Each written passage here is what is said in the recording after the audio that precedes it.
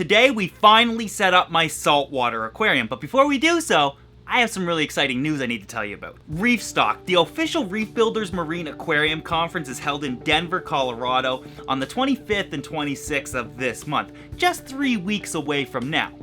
But why am I telling you this? Well, that's where it gets exciting. You see, Jake Adams wants to have a do-it-yourself element to this event and asked if I would come out and do a presentation.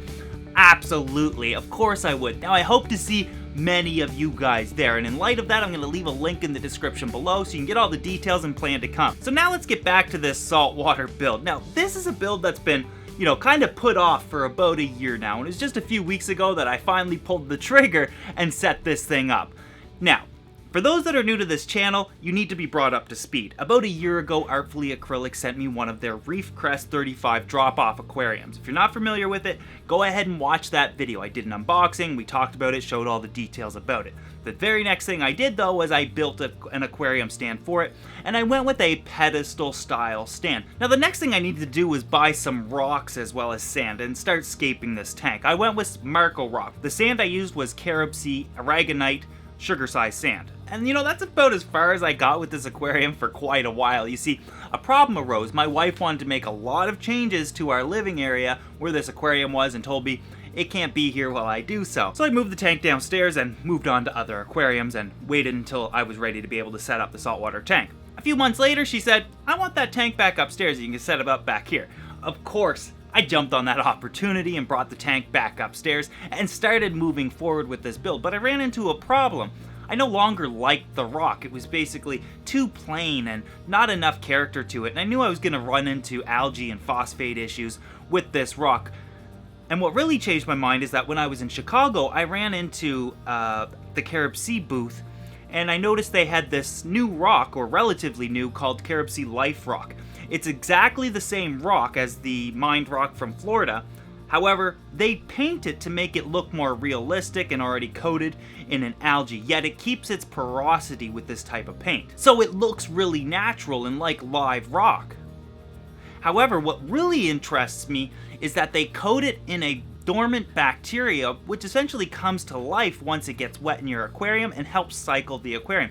Found that really interesting. So I bought 30 pounds of this for $120, which is a really good price, but prices are going to vary all over the world. You might find it at a better price, or you might find it at a little bit more, but $4 a pound isn't bad at all.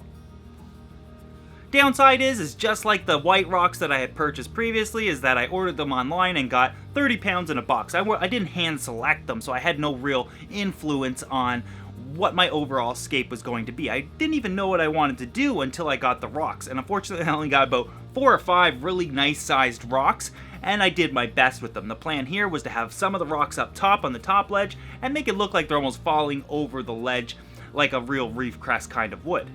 I focused on making sure the rocks were really well balanced. There was some caves and tunnels. None of the rocks actually touched the acrylic, so the fish could swim in and throughout wherever they wanted within the rocks, while making sure that if I ever want to add coral to this aquarium, I gotta make sure there's some shelves on top of the rock and lots of places to place them.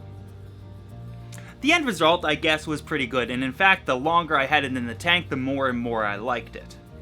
And at this point, I love it, but I gotta admit, I probably lucked out with a few really good rocks. It's unfortunate sometimes when if you don't hand select your rocks, you're kind of going into this blind, and if you don't have much talent like I don't have, you might be out of luck when kind of trying to escape this. But then I added in the sand afterwards, and actually added the whole 30-pound bag, which gave me about an inch of sand throughout the entire aquarium, which is ideal for what I'm looking to do.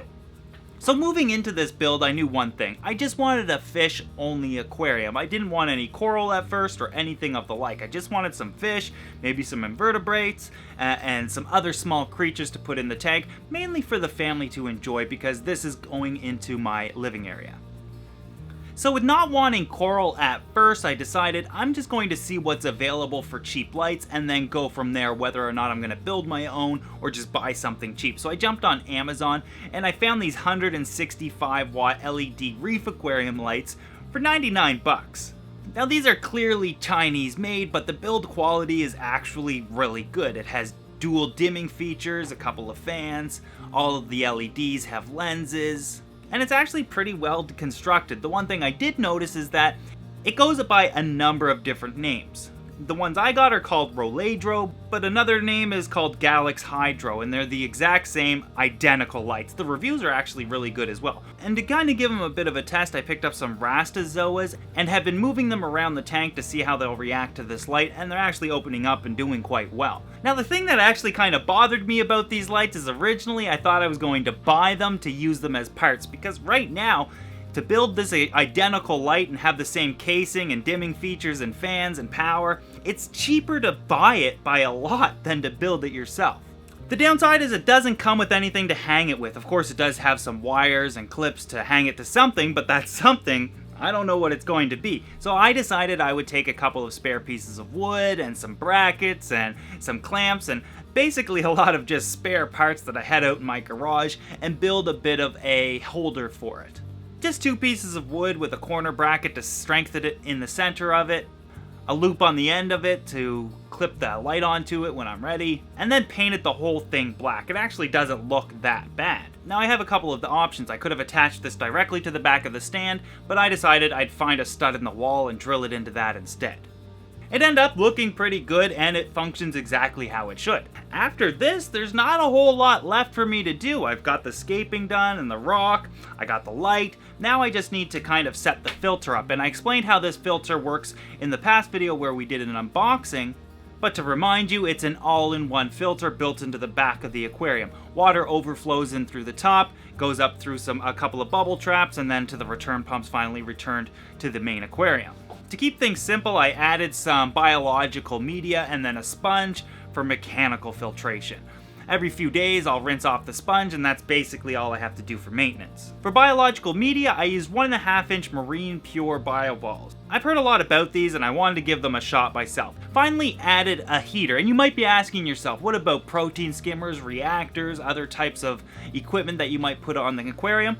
Don't worry, those are coming. Now the salt I used for this aquarium is the Red Sea Coral Pro Salt. I heard a lot of good stuff about this, and some people call it the best aquarium salt there is, so I decided to give it a try. Now it's typically designed to be used in a coral reef aquarium. I'm not using corals in this aquarium, but I might down the road, so I thought why not start off with the best in case I want to upgrade and turn this into a reef down the road. To measure salinity, I went Red Sea again and got their refractometer. I also used RODI water, and I'm going to do a video in the future showing you all the maintenance and how I mix the salt and everything else in a near video, but for now, let's just get the basics out of the way. So I got the tank up and running in no time. And with the rock releasing that bacteria and slowly cycling the aquarium, I thought I'm going to add some more bacteria to the tank to speed up the cycle because I really want to get these fish in here. So I used a couple of different types. One was called the ATM Colony for saltwater aquariums. Another one is Dr. Tim's One and Only.